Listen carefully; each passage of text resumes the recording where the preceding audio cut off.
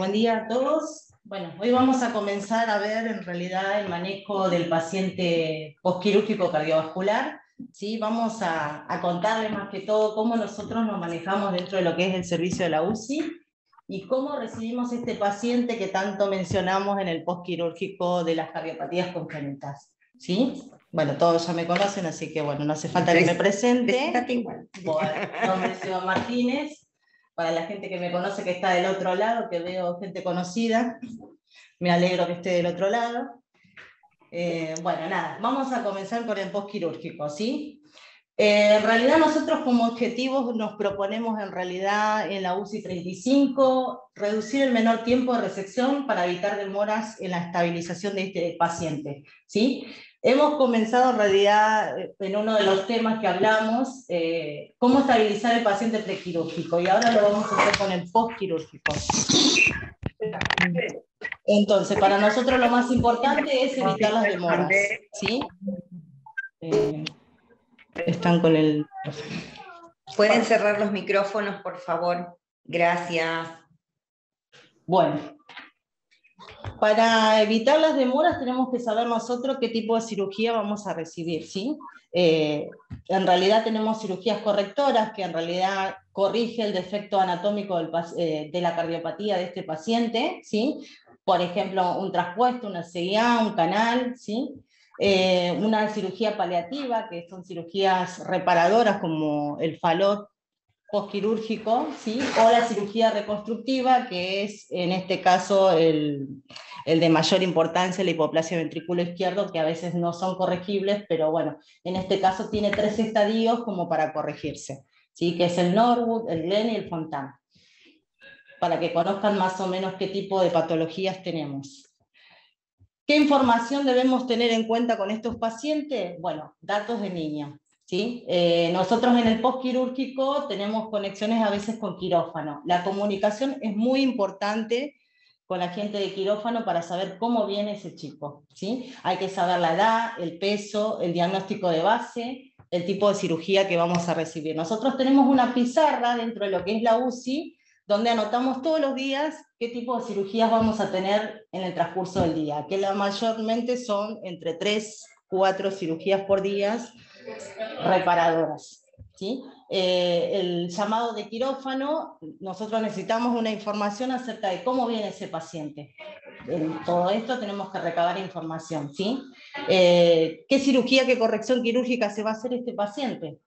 ¿Qué drogas trae? ¿Sí? Por ahí capaz que... o necesitamos preparar una droga cuando llegue ese paciente. Todo es para evitar demoras en la hemodinamia de este chico. ¿Qué accesos venosos traen? ¿Sí? Centrales, periféricos, arteriales, PVC, trae aurícula izquierda, sí, a veces tenemos inclusive preparado dentro de la unidad. ¿Cómo viene ese paciente? Si viene sangrando o no, si trae óxido nítrico o viene en ECMO en el postquirúrgico. Acá tenemos la unidad preparada, en realidad, obviamente tenemos que tener la unidad para un neonato de acuerdo al peso, de acuerdo a la edad del paciente, ¿sí? Acá tenemos un chequeo, nosotros utilizamos un checklist en el paciente para poder recibir cada cirugía que viene a la terapia. Ahí tenemos una unidad pediátrica y una unidad neonatal, ¿sí? Ahí tienen un chequeo que nosotros hacemos todos los ingresos que vienen a la terapia en el postquirúrgico. Obviamente tenemos que tener un respirador, ¿sí? Hay que tener en cuenta el lavado de manos en los pacientes, así que toda la parte infectológica tenemos en un lado del paciente. Y tenemos una mesa en la cual nosotros tenemos todo lo que es la bandeja conteniendo todos los descartables que vamos a utilizar con ese paciente, cosa de no salir de la unidad. Y el drenaje que ven ahí es un drenaje Pleurevac. Siempre tenemos que también tener en cuenta dónde está ubicado el carro de paro, que en el caso de que nuestro paciente venga mal, ¿sí? Ya sabemos que tenemos que correr a un lado y tener todo preparado a mano. Obviamente también el cardiodesfibrilador. Bueno, para nosotros es muy importante la transferencia cuando llega el paciente postquirúrgico, ¿sí? Inclusive eso nosotros tenemos, que yo no lo puse ahí, pero tenemos una transferencia de quirófano a la UCI, ¿sí? Que lo voy a mostrar acá, pero no sé si se verá, que después se los puede alcanzar Gladys, ¿sí? Para que ustedes vean que es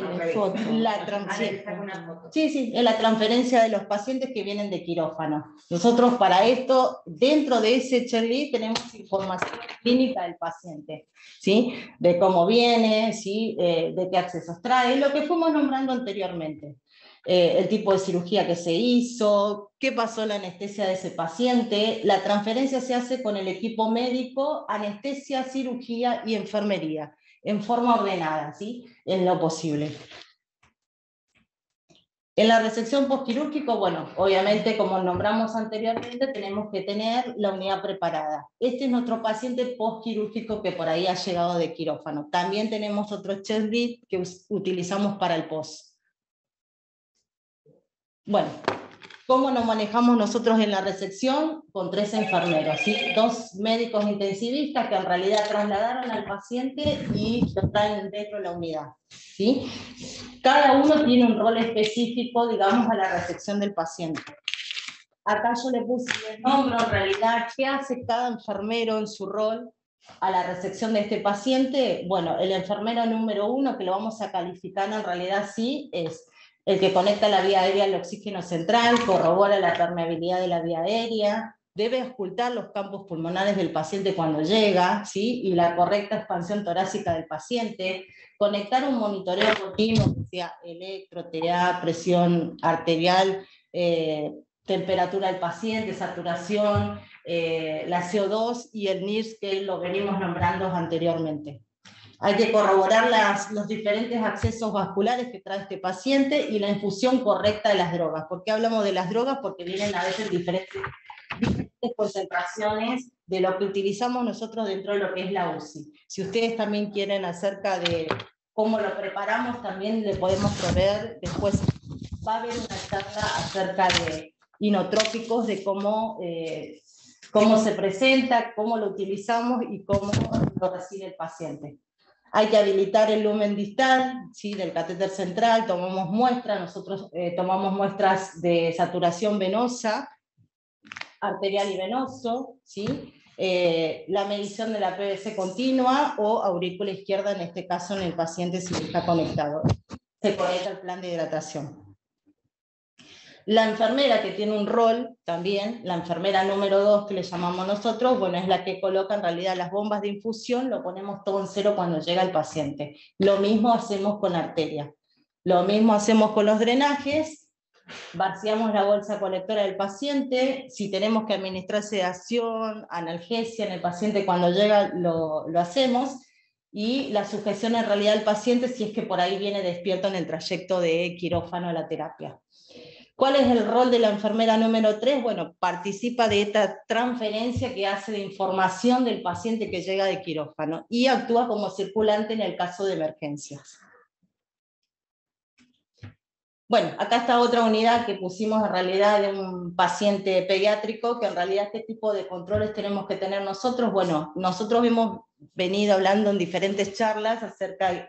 Hay monitoreos básicos y específicos para nosotros. Los básicos solamente son la clínica del paciente, que utilizamos el electro, la saturación, presión arterial, PVC y la temperatura central del paciente, y nosotros en este caso usamos esofágica. Y los específicos en patologías en realidad específicas también, utilizamos aurícula izquierda, presión de la arteria pulmonar, monitoreo de NIR, CO2 y bueno, esto de que hablamos de la temperatura central, porque los pacientes vienen hipotérmicos de quirófano. Bueno, ahí obviamente tenemos que tener en cuenta los 5 momentos de lavado de manos cada vez que tocamos al paciente, ¿sí? Tenemos que en el traslado, cuando llega el paciente, en realidad los médicos son los que trasladan a la unidad de la UCI 35 y tienen un maletín en la cual ellos tienen para reanimar el paciente y para la vía aérea difícil si es que en el caso, en el trayecto, por ahí se estuvo al paciente. Para eso nosotros también tenemos que tener en cuenta que tenemos que tener el tubo apropiado para la edad del paciente, ¿sí? Y bueno, todo lo que es manejo de infectología en el postquirúrgico. Bueno, al ingreso del paciente, ¿qué priorizamos nosotros? Bueno, la ventilación mecánica en el paciente, ¿sí? Transferimos el monitoreo multiparamétrico a nuestro monitor, ¿sí? Evaluamos los accesos y catéteres que trae este paciente, los sistemas de drenajes que tiene, observamos el tórax y este paciente probablemente trae cables de marcapasos conectados, ¿sí? Tomamos las muestras de estudios complementarios, que es en realidad lo que dijimos, el exceso de base, la saturación venosa, arterial y venosa, perdón, los control de signos, ¿sí? Y el balance ingreso-egreso de este paciente, que es muy primordial para nosotros el balance diario del paciente. Para esto nosotros tenemos un plan, tenemos una pizarra en donde que en realidad los médicos hacen cada 24 horas un plan acerca de cómo va a continuar este paciente posquirúrgico.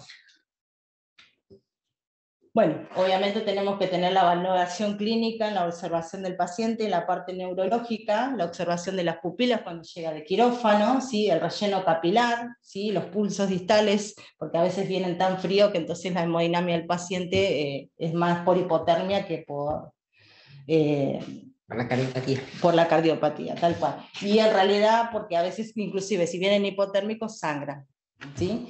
Bueno, así que bueno, este paciente va a tener una temperatura central para esto, ¿sí? Y después el monitoreo, que vinimos hablando del NIRS, que tanto nombramos, ¿sí? Que la saturación cerebral y somática del paciente.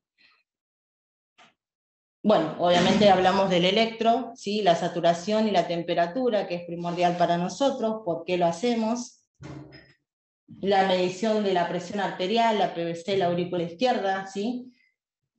¿Qué nos indica a nosotros la PVC en estos pacientes? Bueno, que en realidad si el aumento puede ser por sobrecarga de volumen, disfunción del ventrículo derecho, estenosis e insuficiencia tricuspidia o obstrucción, cortocircuito izquierda-derecha, puede ser por taponamiento cardíaco, ¿sí? Arritmias en el paciente. Hay que tener en cuenta el valor normal que nosotros utilizamos es entre 8 y 12 milímetros de mercurio. Si disminuye la PVC, ¿por qué puede ser? Por hipovolemia, por vasodilatación sistémica, por mal posición por ahí del catéter, porque también puede pasar, por eso nosotros corroboramos con una placa, a ver dónde está ubicado ese catéter, ¿sí?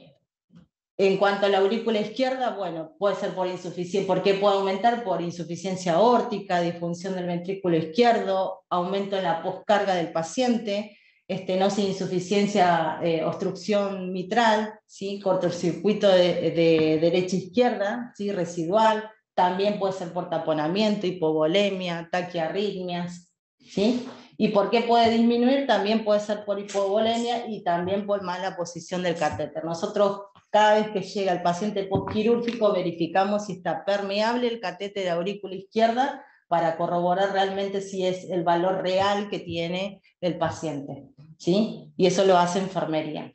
Los valores son entre 6 y 8 y pueden llegar hasta 12, dependiendo de la patología de cada paciente que tiene cardiopatías.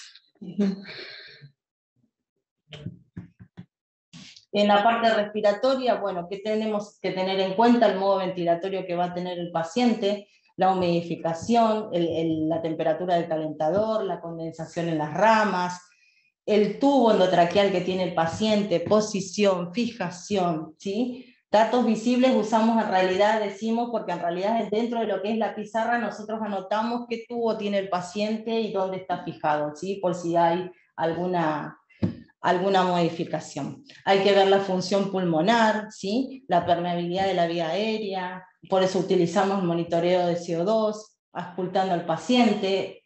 La placa de tórax en realidad se hace como rutinario, digamos, dentro de la terapia si es que el paciente por ahí se encuentra mal, ¿sí? Y obviamente no nos podemos olvidar de lo que es la higiene bucal, la protección en realidad de la piel y todo lo que es del paciente. Para eso usamos colchones térmicos nosotros y posicionadores en el caso del paciente postquirúrgico.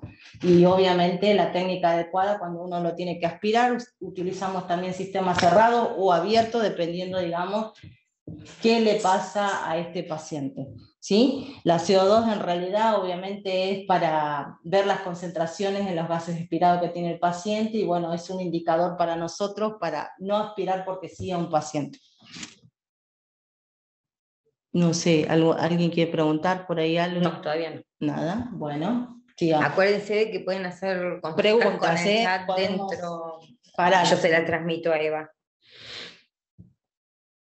Bueno, los cuidados de los catéteres, en realidad, obviamente nosotros tenemos muy en cuenta de qué drogas trae el paciente, entonces verificamos todo, ¿sí? De rotular las guías, de chequear las diluciones, dónde está ubicado el catéter, ¿sí? Utilizar tapones, en realidad claves por esto de la parte infectológica, ¿sí? Obviamente hay que ver la permeabilidad y las conexiones en realidad de la PVC o la aurícula izquierda en el caso de que sea una aurícula izquierda. ¿Sí? Tenemos todo rotulado, tanto las bombas como las guías. Y que de hecho ya nosotros como rutina lo cambiamos las drogas cada 24 y las guías cada 7 días. Igual que los catéteres, ¿no? Bueno, hay que tener en cuenta también el uso de drogas frecuentes que utilizamos en el postquirúrgico cardiovascular, que bueno, ¿para qué nos sirve? ¿Sí? Para mejorar el gasto cardíaco a nivel del miocardio y vascular, ¿sí? Que utilizamos dopa, dobuta, adrena, en este caso en los pacientes postquirúrgicos, ¿sí? O los reductores de la postcarga que aumentan la contractibilidad y el gasto cardíaco. La vasodilatación arterial y venosa, mejora en realidad la relajación durante la sístole, y para esto lo utilizamos a la mirrinona, el nitroprusiato, el NTG no utilizamos tanto, pero sí el levosimendan. También va a haber una clase, una charla acerca de lo que son drogas. Acá, Eva, preguntan si suelen estar en BAFO en algunas patologías.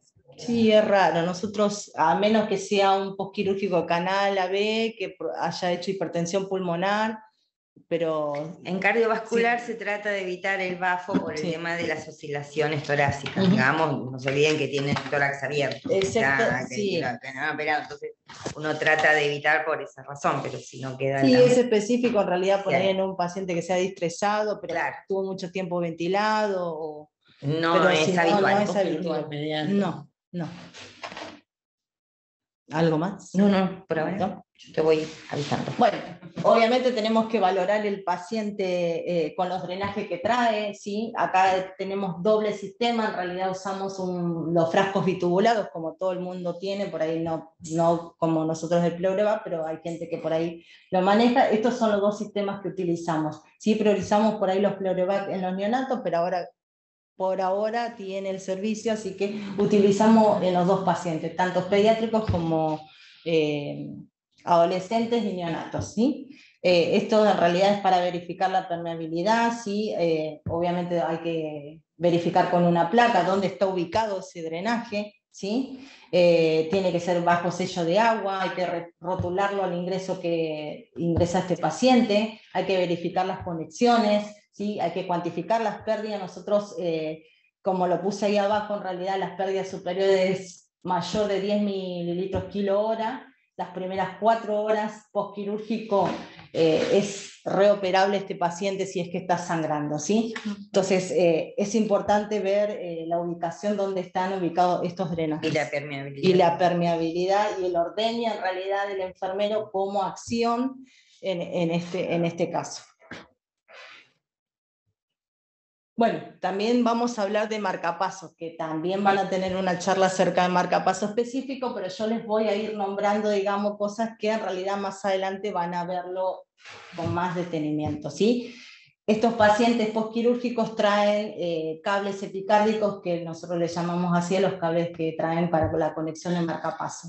Traen 2 auriculares y unos ventriculares. Nosotros como enfermeros tenemos que saber en realidad qué modo tiene este paciente de marcapaseo, ¿sí? Y ahí tienen las siglas para que ustedes vean que es AI, BBI y DDD, ¿sí? Esos son los modos que utilizamos nosotros. A todo esto, más allá de eso, hay que verificar las conexiones de los cables, hay que verificar la espiga dentro de lo que es del monitoreo de electro del paciente, ¿sí? Hay que obviamente observar con qué modo viene el paciente y obviamente que ese marcapaso tenga batería, ¿sí?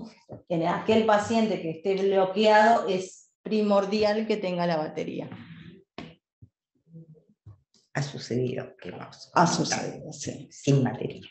Bueno, ¿y qué son los modos AI, BBI y DDD?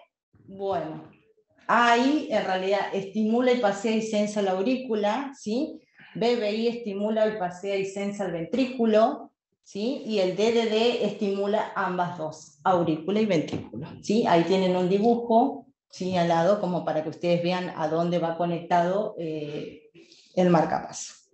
Lo que hay que aclarar que estos marcapasos son transitorios, sí, y después, solamente por si el paciente lo requiere por más tiempo, se gestiona el definitivo. Pero claro, si en el caso del paciente que esté bloqueado, sí, en realidad es dependiente del marcapaso y ya se coloca un marcapaso interno. Es marcapaso externo. Sí. O sea, el aparato está fuera del paciente, no está dentro. Sí, para darle un poco más de frecuencia, para inhibirlo un poco, sí, nada más que en el postquirúrgico. Chin, chin, chin, chin. Bueno. ¿Alguna pregunta que quieran hacer acerca de eso? No, marcapaso, que es por ahora no. Bueno, después seguimos en realidad que en el postquirúrgico tenemos que valorar la herida quirúrgica del paciente. Y acá adentro tienen dos diapositivas en realidad donde nosotros tenemos que ver la herida quirúrgica de este paciente. Que pueden venir el paciente que viene cerrado o abierto. En el caso de que, bueno, del lado izquierdo tienen un paciente conectado en ECMO, ¿sí? Como para que ustedes vean el tipo de heridas que tenemos nosotros. Estos se curan en las 24 horas, si el paciente sangra, en el primer momento por ahí lo hace el cirujano, ¿sí? Para verificar a ver que no haya nada que esté sangrando al exterior, pero bueno, de paso verifica y observa la herida quirúrgica. Y si no, lo hace enfermería. Bueno, que tenemos que tener en cuenta lo más primordial en estos pacientes es en realidad la disminución brusca del drenaje que puede provocar un taponamiento cardíaco en el paciente. ¿Cómo nos damos cuenta? Bueno, con el aumento de la PVC, la disminución de la PA del paciente, el paciente puede estar taquicárdico, puede estar haciendo bajo gasto, ¿sí? Y oligoanúrico en el paciente, ¿sí? Ahí sospechamos que puede ser por taponamiento.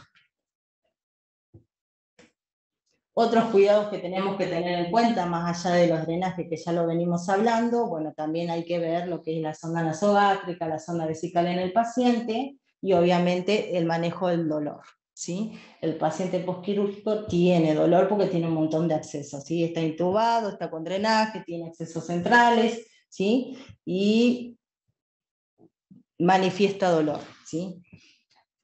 Bueno, también otra de las cosas que tenemos que tener en cuenta es la protección ocular en el paciente, porque estuvo también muchas horas expuesto en quirófano, y bueno, evitar úlceras de córnea. Bueno, la evaluación en el dolor en el postquirúrgico, bueno, acá nosotros pusimos en realidad que, bueno, después también va a haber una charla acerca del manejo del dolor, que hay que categorizar en el día de hoy, en el cuidado de enfermería, uno de los signos vitales que tenemos en cuenta, ¿sí? Hay que considerar el dolor, ¿sí? Evaluar cada 4 horas en el postquirúrgico, ¿sí? Antes y después, en realidad, si hacemos una intervención en el paciente, ¿sí? ¿Para qué lo hacemos esto? En realidad para valorar la sedación y analgesia en un plan en el día que nosotros tenemos en todos los pacientes que son reevaluados en el pase de enfermería. Ahí tienen una tabla en la cual nosotros tenemos en la hoja de pase de guardia que tenemos en la UCI, ¿sí? Donde nosotros valoramos todo lo que es el manejo. Se las mandé. Ah, listo. Bueno, porque obviamente hay que ver las incisiones, que el chico tiene tubos de drenaje, tiene catéteres, ¿sí? Se hacen procedimientos, tiene que ver con las posiciones, ¿sí? El manejo del dolor puede ser también emocional. Bueno, acá yo le dejé como un esquema, ¿sí? Del postquirúrgico, digamos, para que después tengan en cuenta cómo nos manejamos nosotros con la analgesia en el paciente postquirúrgico, ¿sí? Cuando está ventilado y cuando no, ¿sí? Esto después lo van a tener si quiere Gladys. Bueno, hay que Valorar también las complicaciones en el postquirúrgico, que lo más primordial es la hipovolemia en el paciente, que puede ser hemorragia, puede tener PVC baja, puede estar taquicárdico. Hay que valorar las alteraciones de la coagulación en el paciente, ¿sí? Hay que ver las pérdidas en el drenaje, la herida quirúrgica y el tubo endotraqueal y la sonda nasogástrica. En cuanto también puede haber arritmias, ¿sí? Hay que describir el tipo, la repercusión hemodinámica que le presenta a este paciente, si tiene una taquiarritmia o otro tipo de arritmia, o bloqueo, o bradicardia. Sí. Hay que ver la duración, ¿sí? Para esto en realidad nosotros tenemos esto del marcapaso conectado al paciente, con una frecuencia por ahí, y en el modo BBI, que es lo más común que utilizamos, ¿sí? Bueno, hay que ver las drogas antiarrítmicas, si es que el paciente presenta arritmias, ¿sí? Se le coloca también en el postquirúrgico, obviamente con una eco, y nosotros tenemos cardiología todo el tiempo dentro de la UCI, así que es más fácil, digamos, para que manejemos esta complicación. En el síndrome de bajo gasto, sí va a depender de los 4 parámetros, que es la pre-post contractilidad y la frecuencia cardíaca del paciente, ¿sí? Los pulsos débiles, frialdad en las extremidades, ¿sí? De la temperatura, hacemos esta temperatura central y periférico a la vez, la cianosis en el paciente, si puede estar acidótico, oligoanúrico el paciente, puede aumentarle la frecuencia cardíaca, ¿sí? Aumento de la necesidad de oxígeno y la asistencia respiratoria mecánica, o aumento de la resistencia vasculares pulmonares en el paciente y una TA disminuida y conservada. Eso presentan en realidad en el síndrome de bajo gasto. Y también pueden hacer insuficiencia renal en el caso de algún paciente que vino ya oligoanúrico, porque sabemos que está en bajo gasto.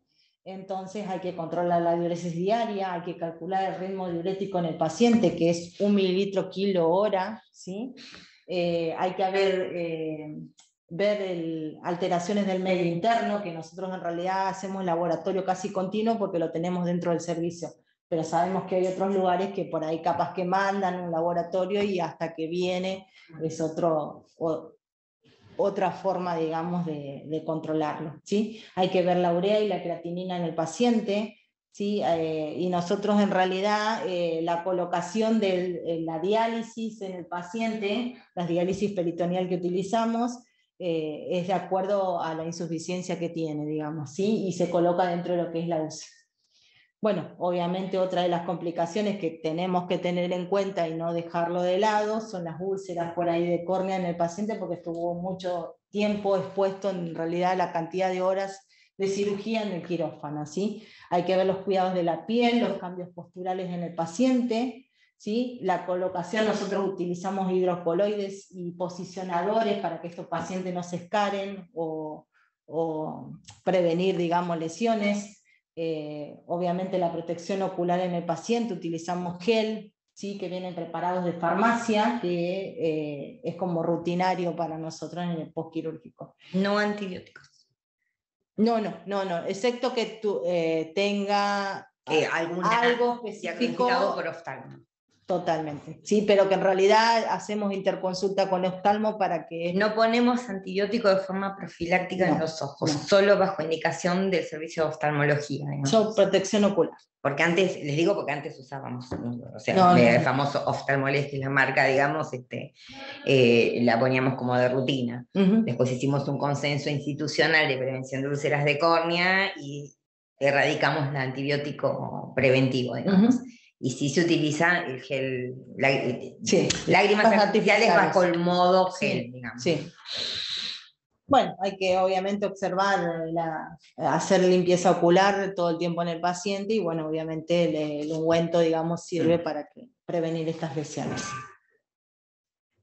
Bueno, y como todo enfermero tenemos que tener registro de todos, ¿sí? El registro de balance ingreso-egreso, bueno, ahí tienen la hoja nuestra de enfermería, donde evolucionamos el paciente, ponemos algunas observaciones y los controles de signos vitales, que es primordial que lo hacemos cada hora en el paciente postquirúrgico inmediato, y probablemente si esté estable cada 2 horas, ¿sí?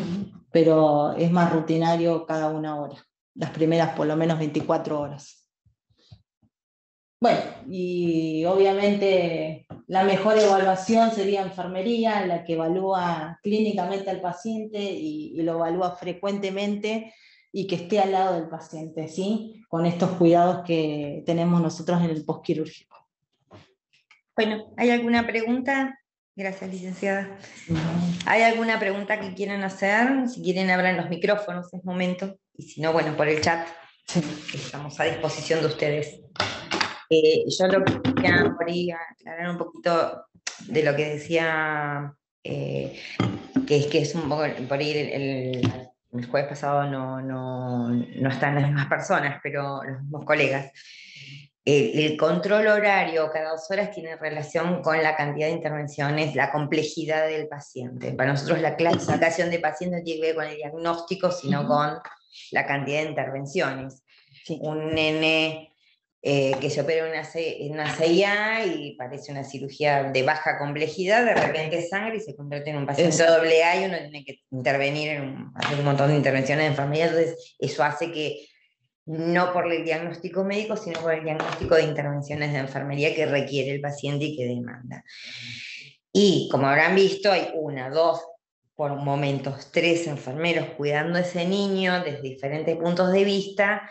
El registrar cada hora tiene que ver con una cuestión administrativa, pero la observación es permanente, todo el tiempo estoy. Si yo registré hace media hora que tenía 110 de frecuencia, está todo bárbaro, satura bien, y a los 10 minutos sin satura, yo me tengo que dar cuenta porque lo estoy observando, digamos, y por ahí no tengo registro en ese momento de esa situación. La observación es permanente. Los registros tal vez uno los programa de esa manera por una cuestión de historia clínica, legal y de hacer seguimiento. Y si yo considero como enfermera que lo controlé hace 10 minutos, pero hubo una descompensación, puedo volver a registrar ese dato aunque no haya pasado la hora. Esa es una definición de enfermería. Igual les recuerdo que el rol de la enfermera que pusimos entre 1, 2 y 3 es en el momento que ingresa el paciente para reseccionarlo, ¿sí? Después en el postquirúrgico, que la persona, el enfermero que lo atiende, va a ser un solo enfermero con ese paciente, ¿sí? La relación es 1 a 1. 1 a 1. Las 1 primeras o 2. 24 a 48 horas. Si el chico está en ECMO o está con diálisis peritoneal, ahí ya la relación es un paciente cada 2 enfermeros. ¿Sí? Cada uno enfermero. 2 pacientes, una enfermera. Claro, no, pero si está en ECMO y diálisis peritoneal es 1 a 1 o, dependiendo si no hay inestabilidad hemodinámica, 2 enfermeros con ese paciente. Sí. Eso lo vamos acomodando en función de la complejidad, igual que en las otras terapias intensivas, digamos, dependiendo de la cantidad de demanda de enfermería, oportuna de enfermería, porque una enfermera puede hacer todo, pero va a tener un poco de delay en consideración con las necesidades del niño, ¿sí? Sí. Entonces cuando hay 2 es como 4 ojos ven mejor, 4 manos solucionan más rápido, 2 cerebros piensan más rápido, entonces bueno, dependiendo de la situación del paciente, ¿sí? No es una regla de oro, sino que uno va evaluando la situación clínica del niño. Exacto. Sí. Bueno, no hay felicitaciones. A ver, bueno, solo eso, a ver. Excelente. Consulta, ¿dónde quedan grabadas para volver a ver esto el tema? Hola chicos, sí, eso la respuesta no se las da, igual se lo doy yo. Estamos editando todos los videos para que subirlos al canal de la OCDE del Hospital Garrahan. Cuando estén editados yo les voy a avisar y los van a poder volver a ver. Bueno, espero que les haya servido. Creo que no hay más preguntas. Y con respecto al temario, cuando esté, acá me preguntan si se puede convertir el Power, cuando esté editado por el canal de YouTube van a poder ver toda la presentación. Acá los que me están escribiendo cómo puedo saber los días que hay charlas son los martes y jueves de 10 a 11. Así que bueno, de la misma forma que se conectaron hoy con el mismo link, se puede conectar todos los martes y jueves de 10 a 11. Acá dice gracias por compartir sus conocimientos, muy bueno. También necesitamos el aporte de ustedes, sobre todo en los que hacen recuperación cardiovascular, claro, para poder compartir. Así que no tengan miedo en abrir los micrófonos y dar sus opiniones. O cómo se manejan ustedes dentro de lo que es sus centros de salud, digamos, ¿no? Bueno, muchas gracias. Les damos el agradecimiento. Les cuento, fuimos, ahora bajo un poquito, pero éramos 61 dispositivos conectados, así que estamos muy contentos de la repercusión y de la participación de ustedes, pero también necesitamos que ustedes compartan sus experiencias, porque también aprendemos de las experiencias de los colegas. Muchísimas gracias a todos. Nos vemos el martes a las 10.